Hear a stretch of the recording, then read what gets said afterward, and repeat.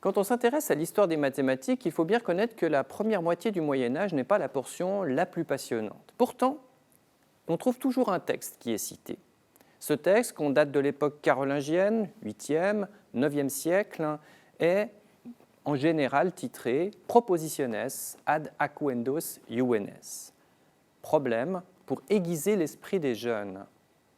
Déjà, premier titre un peu étonnant. Aiguiser l'esprit des jeunes. Est-ce que c'est vraiment ça, des mathématiques? Bon, la curieuse ou le curieux qui ouvrirait le livre n'est pas au bout de ses surprises.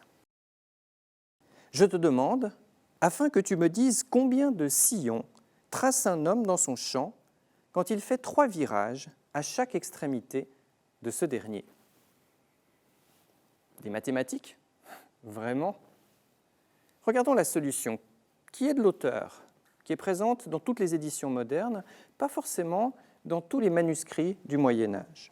D'un côté du champ 3, de l'autre 3, ce qui fait 7 sillons.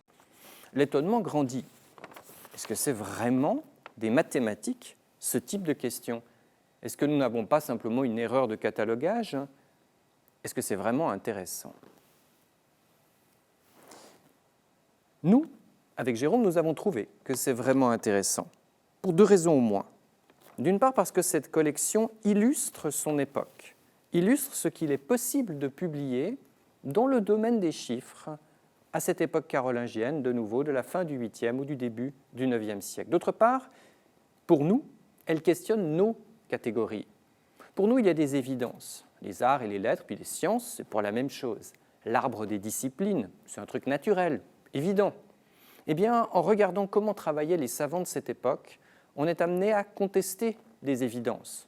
Non pas à revoir forcément ce que nous faisons, mais à comprendre qu'il s'agit de construction et à éviter ce que Jérôme appelle le syndrome du rétroviseur. Revenons à la devinette. Je te demande, afin que tu me dises, une ambiance clairement d'apprentissage, un maître et un élève. 3 virages à chaque bout pour les sillons. L'élève se dit, facile, 3 plus 3, 6. Et on lui répond, 7. Étonnement, peut-être même stupéfaction, incompréhension, et puis soudain, la lumière. L'élève se dit « Ah, j'ai compris ». Et c'est ce petit moment, probablement, qui était l'objectif du maître. J'ai compris, je me suis amusé, j'ai découvert quelque chose et j'ai envie de le transmettre. Qui parmi nous n'a pas un petit stock de devinettes à transmettre à un ami ou à un neveu ou à une nièce de passage? Comment s'appelle la femelle du gnu? Ou, par exemple, une pomme qui vient de Rome. Comment l'appelle-t-on? C'est le même genre de mécanismes mentaux. Et est-ce négligeable? Eh bien, pas forcément. Du moins, ce n'est pas ainsi que cela a été jugé au Moyen-Âge. Nous avons 12 manuscrits autographes de l'époque, dont 2 qui appartiennent à des personnages importants de l'histoire médiévale. Le chroniqueur Adhémar de Chabannes au XIe siècle et le grand chroniqueur anglais Mathieu Paris au XIIIe. Ces gens-là ont donc trouvé que ces petits problèmes présentaient un intérêt suffisant pour les conserver. Mais il y a plus encore. Ces gens-là attribuaient ces problèmes à 2 des grands esprits du Moyen-Âge, Bède le Vénérable et Alcuin, 2 savants du nord de l'Angleterre actuelle. La critique moderne a exclu Bède pour toute une série de raisons, mais Alcuin est jugé assez probable. Alcuin, c'est le maître principal de l'école du palais de Charlemagne. Ce n'est pas n'importe qui, c'est un grand nom de l'histoire de la culture médiévale. Et quand des gens, plusieurs siècles après sa mort, lui attribuent cette collection, on peut être sûr que ce n'est pas parce qu'ils la pensent minable, bien au contraire. Ils trouvent qu'il y a là quelque chose qui mérite d'être conservé et qui est à rapprocher d'un esprit brillant, connu pour cela. Toutes ces questions auxquelles nous venons de faire allusion se comprennent mieux si on considère d'abord le lieu où ces problèmes étaient présentés et le public auquel ils étaient destinés. Le lieu, c'est l'école du palais.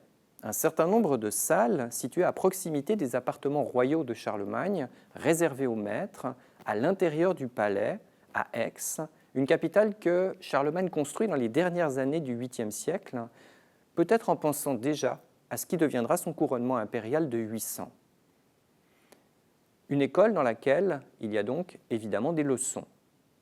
Scola, école.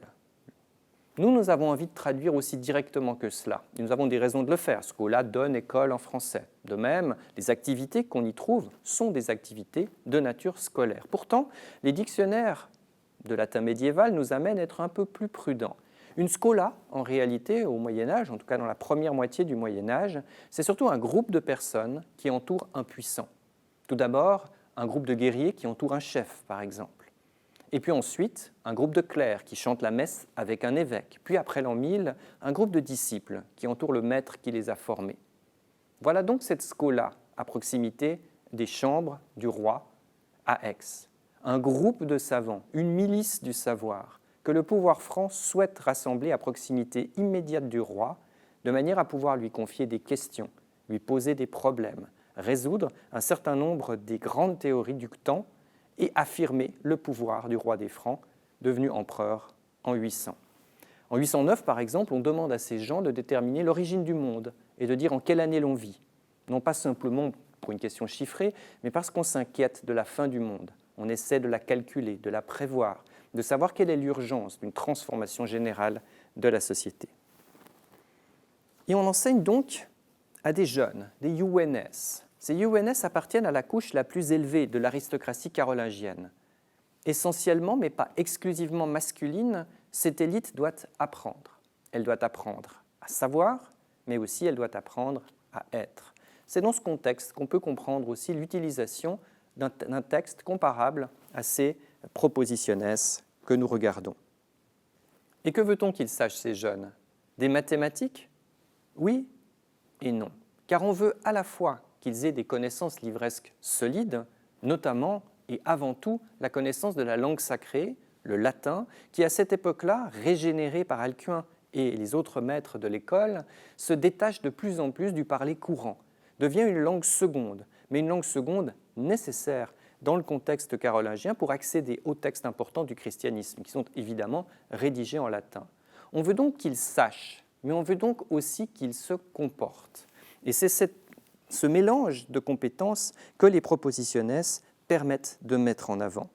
On veut qu'ils assument de façon vertueuse leur responsabilité de mener le peuple, sous la conduite du roi, vers un salut qui est interprété de manière assez classique à partir du texte biblique et à partir des pères de l'Église, Ambroise, Augustin, Jérôme et d'autres. On veut qu'ils soient en mesure d'être compétents, probes, intelligents et habiles. Voilà peut-être où les propositiones interviennent le plus, dans cette rapidité d'esprit, une rapidité d'esprit qui pourrait faire l'objet même de comparaisons sociales.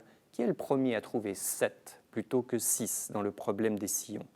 Voilà le type de questions que l'on leur pose pour les former, pour leur permettre de devenir les leaders dont l'Empire pense avoir besoin.